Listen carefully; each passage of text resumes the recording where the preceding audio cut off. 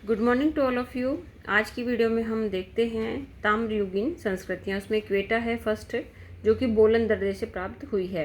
विद्वानों के अनुसार इस सभ्यता की ताम्रयुगीन संस्कृतियाँ जो थी उनमें से क्वेटा सभ्यता सबसे प्राचीन है, जो कि बोलन दर्रे के पास 5 ऐसे खेड़े या टीलों के रूप में प्राप्त हुई है। इस सभ्यता के जो भी भग्नावशेष हैं उससे ये पता चलता है कि इस खेड़े का जो व्यास है वो 200 गज है और इसकी ऊंचाई जो है 50 से 45 फीट है। यह खेड़ा एक प्राचीन बस्ती के सूचित करता है और इस गांव के जो भी मकान थे वो ईंटों के बने हुए थे, ठीक है, कच्ची ईंटों के बने हुए थे, जो कि टूटने के बाद जो है मिट्टी के ढेर बन गए। अब नेक्स्ट देखते हैं बर्तन। अब जैसे मकान टूट गए हैं तो पता नहीं चल रहा है कि भाई कितने मंजिल मकान होंगे, सिर्फ हमारे को वहाँ पे क्या मिला है, मिट्टी का ढेर। बर्तन देखते हैं। इस संस्कृति से जो भी बर्तन प्राप्त हुए हैं वो काले रंग का उनके लेप हैं और बर्तनों में मुख्यतः कटोरे प्राप्त हुए हैं। ये बर्तन आग में पकाए गए थे और कुछ बर्तनों का रंग हल्का गुलाबी तो कुछ का रंग हरा था। बर्तनों पर गोल व तिरछी रेखाओं के माध्यम से चित्रकारी की गई थी, जैसे आप ये चित्र में कटोरे देख पा रहे हो वीडियो में। फिर अब बर्तनों पर पशुओं व वृक्षों की आकृतियां देखने को नहीं मिलती है, ठीक है। ईरान से प्राप्त पराशी पॉलिश नामक स्थान से जो खुदाई में सामग्री प्राप्त हुई है वह क्वेटा से प्राप्त सामग्री से समानता रखती है। क्वेटा से इतनी कम मात्रा में अवशेष प्राप्त हुए कि उनके आधार पर इस संस्कृति के बारे में विस्तार से कुछ नहीं कहा जा सकता है।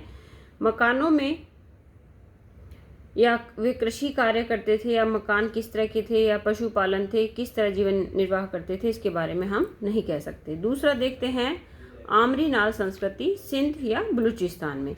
इस सभ्यता के अवशेष सिंध व बलूचिस्तान में बहुत से स्थानों से प्राप्त हुए हैं, परंतु 3 स्थानों से प्राप्त साक्ष्य अधिक महत्वपूर्ण हैं।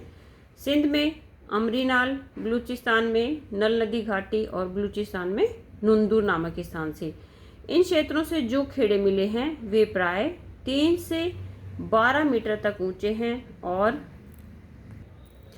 रक्षा नामक प्रदेश का खेड़ा जो है सबसे 485 मीटर लंबा है, वह 360 मीटर चौड़ा है। इसकी ऊंचाई 12 मीटर है और इन बस्तियों का औसत जो है क्षेत्र है वो 2 एकड़ है। अमरीनाल सभ्यता की कुछ बस्तियां बड़े आकार की रही होंगी, परंतु अधिकतर बस्तियां जो है क्वेटा संस्कृति के अनुसार छोटे आकार की रही होंगी। इन बस्तियों के चारों ओर परीखा होती है, दीवार प्रोटेक्शन के लिए जो बनाई जाती है, बनी हुई थी। यद्यपि ये दीवारें मिट्टी की ईंटों से बनाई गई थी, परंतु इनकी नींव जो है वो पत्थरों से भरी गई थी। इम्पॉर्टेंट चीज़ है, ताकि दीवारों को मजबूती मिल सके। जैसे आजकल भी अपन लोग घर बनाते हैं तो अपने घरों की जो नींव है आप सभी जानते हैं उसको पत्थर से भरा जाता है। अमरीनाल सभ्यता से प्राप्त ईंटों का आकार 21 इंच लंबा, 10 इंच चौड़ा व 4 इंच ऊंचा था। बस्ती के अधिकांश मकानों के निर्माण में इसी प्रकार की ईंटों का प्रयोग किया गया था। नल नामक स्थान से एक ढेर और मिला है जिसके निर्माण में भी जो है ईंटों का प्रयोग किया गया था। अमरीनाल सभ्यता के भग्नावशेषों से उस समय के मकानों की जानकारी मिलती है।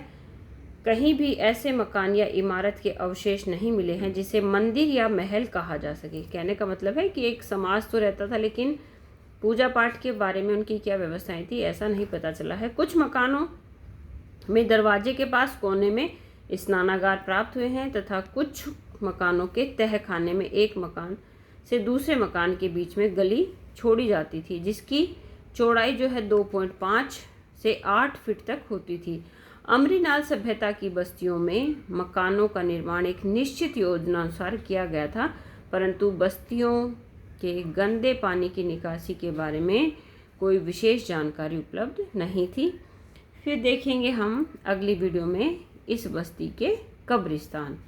तो आप लोग प्रॉपर अपने नोट्स बनाएं, पिछले वाली वीडियो को भी देखें, और ताकि उसके साथ ये वाला मैटर जो है कोरिलेट होकर आपको चीज़ें समझ में आएगी।